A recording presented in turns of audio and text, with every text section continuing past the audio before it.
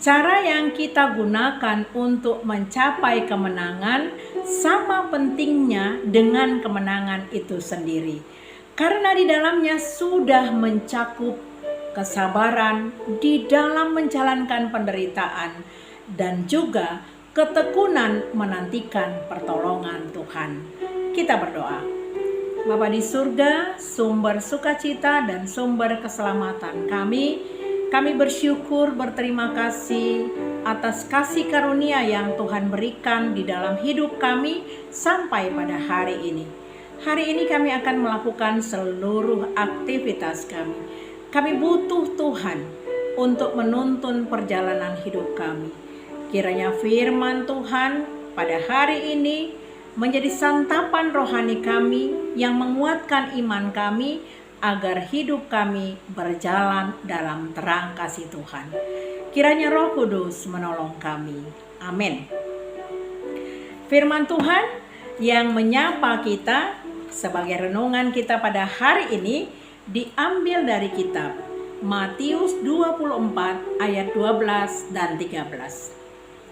Dan karena makin bertambahnya kedurhakaan, maka kasih kebanyakan orang akan menjadi dingin. Tetapi orang yang bertahan sampai pada kesudahannya akan selamat. Demikian firman Tuhan. Bapak Ibu jemaat yang dikasihi Tuhan Yesus Kristus, judul perikop kita pada hari ini adalah khotbah akhir zaman. Yesus kembali berkhotbah di Bukit Zaitun. Adalah bagian Alkitab Kristen yang dimuat dalam 3 Injil sinoptik, yaitu di dalam Matius pasal 24, Markus pasal 13, dan Lukas pasal 21 untuk menguatkan iman para murid dan pengikut-pengikut Kristus. Karena sejak zaman Yesus pun sudah ada pengikut yang sangat sulit sekali untuk mempertahankan imannya. Di akhir zaman, semakin bertambahnya kedurhakaan dan kasih yang semakin dingin, juga segala kejahatan akan mengalami peningkatan yang luar biasa. Banyak kejahatan-kejahatan yang terjadi, yaitu perbuatan mesum, ketidaksenonoan, pemberontakan terhadap Allah, pergeseran moral, perbuatan seksual yang tidak wajar, perzinahan, penindasan, dan penderitaan yang hebat akan membuat orang percaya akan sulit bertahan dalam imannya. Karena itulah firman Tuhan mengingatkan bahwa mereka yang bertahan yang akan masuk ke dalam kerajaan sorga. Kita bertahan dan akan menerima kehidupan yang kekal.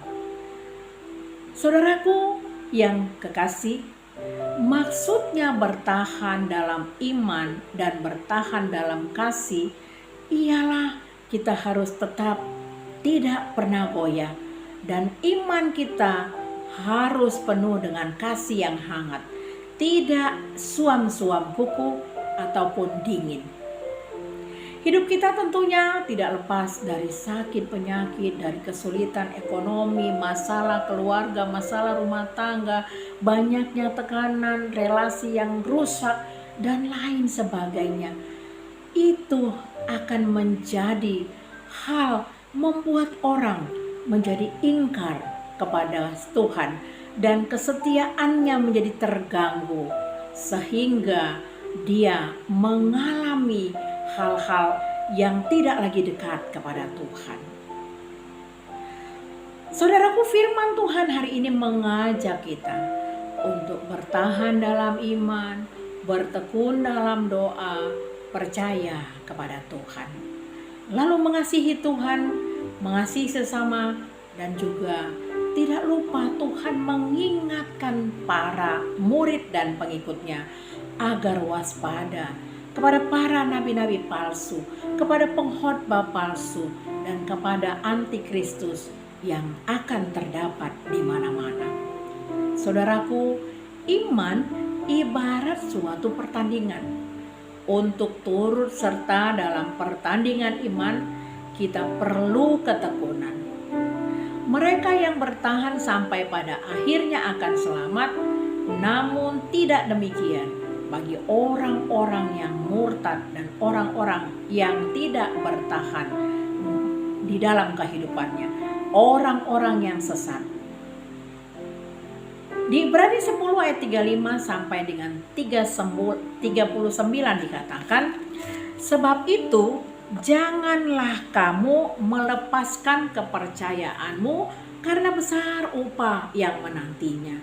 Sebab kamu memerlukan ketekunan, supaya sesudah kamu melakukan kehendak Allah, kamu memperoleh apa yang dijanjikan itu.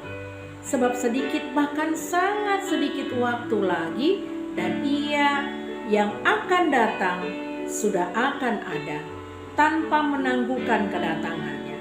Tetapi orang yang benar akan hidup oleh iman, dan apabila ia mengundurkan diri, maka aku tidak berkenan kepadanya. Tetapi kita bukanlah orang-orang yang mengundurkan diri dan binasa, tetapi orang-orang yang percaya dan yang beroleh hidup kita kekal. Kita memerlukan ketekunan supaya sesudah kita melakukan kehendak Allah, kita memperoleh apa yang dijanjikannya itu, sebagaimana dikatakan dalam 1 Yohanes 2 ayat 25. Dan inilah janji yang telah dijanjikan sendiri kepada kita, yaitu hidup yang kekal. Hidup yang kekal adalah sebuah janji, janji yang utama. Namun untuk menerimanya, kita perlu memegang teguh iman kita sampai pada akhirnya. Saudaraku, mereka yang meninggalkan gelanggang perlombaan, mereka yang tidak bertahan, melainkan mengundurkan diri, tidak akan menerima janji itu.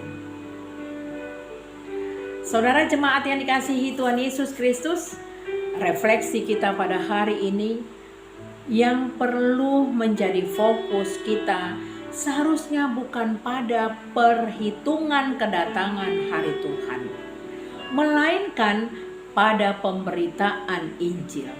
Oleh karena itu, apakah kita sudah memperkenalkan Yesus sebagai juru selamat kepada semua orang? Ini tugas kita. Mari kita kerjakan. Amin. Kita berdoa. Terima kasih ya Tuhanku, atas firman Tuhan yang mengingatkan kami bahwa akhir zaman akan segera. Oleh karena itu, biarlah kami seluruh umat mempersiapkan diri kami untuk ikut di dalam bagian ketika Yesus datang kedua kalinya. Kami mau tetap bertekun, kami tetap berpengharapan, kami tetap sabar, dan kami tetap setia kepada Tuhan. Walaupun begitu banyak penderitaan yang kami alami, namun itu tidak sebanding dengan penderitaan Tuhan. Ajar kami untuk selalu meneladani Tuhan di dalam hidup kami, agar seluruh hidup kami di dalam kendali Tuhan. Di dalam nama anak-Mu Tuhan Yesus Kristus kami berdoa. Amin. Kasih karunia dari Tuhan Yesus Kristus dan kasih dari Allah Bapa dan persekutuan dari Roh Kudus kiranya memberkati kita sekalian. Amin. Selamat beraktivitas, Tuhan Yesus memberkati.